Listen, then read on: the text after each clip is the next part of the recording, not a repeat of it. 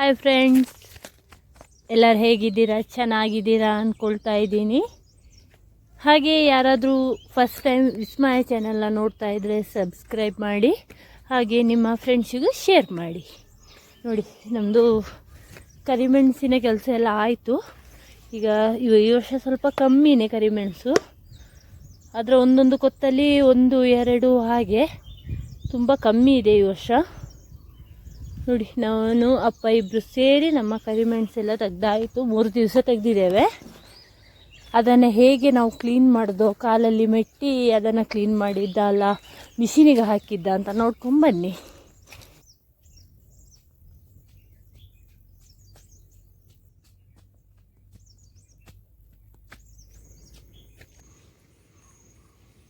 ನಮ್ಮ ಕೊಡಗಲ್ಲಿ ಈ ಕರಿಮೆಣಸಿನ ಕೆಲಸ ಮಾತ್ರ ಕಷ್ಟ. ಯಾಕಂದರೆ ಕಾಫಿ ಗಿಡದ ನಡುವಲ್ಲಿ ನಾವು ಈ ಏಣಿಯನ್ನು ತೊಗೊಂಡು ಹೋಗ್ಬೇಕಲ್ಲ.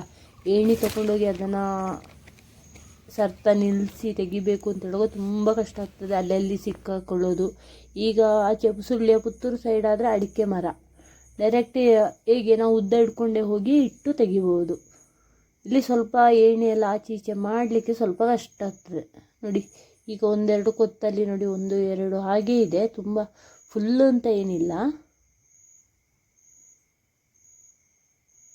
ನೋಡಿ, ಹಾಗೆ ಒಂದು ರೌಂಡ್ ನೋಡ್ಕೊಂಬನ್ನಿ ನಮ್ಮ ತೋಟ.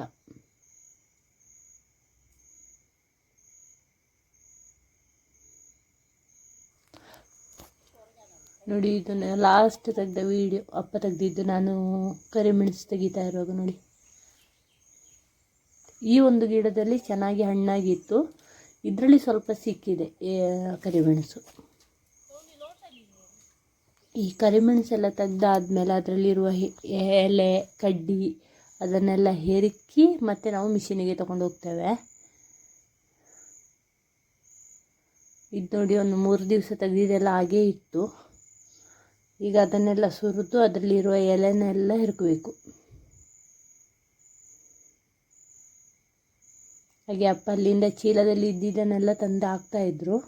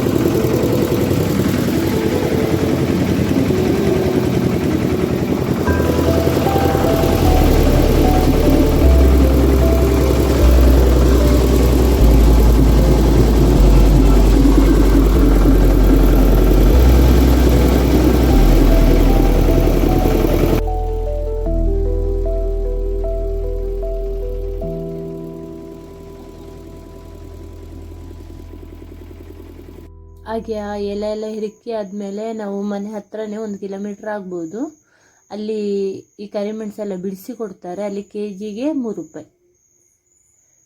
ಚೆನ್ನಾಗಿ ಹೋಗ್ತದೆ. ನೋಡಿ ಎಷ್ಟು ಕ್ಲೀನ್ ಆಗ್ತದೆ ನೋಡಿ. ಫುಲ್ ಅದರಲ್ಲಿ ಕೊತ್ತಲ್ಲಿ ಎಂತ ಇರುವುದಿಲ್ಲ. ಮತ್ತು ಹೀಗೆ ಮಧ್ಯದಲ್ಲಿ ಬಿದ್ದು ಅದರಲ್ಲಿ ಸ್ವಲ್ಪ ಇರ್ತದೆ ಅಷ್ಟೇ.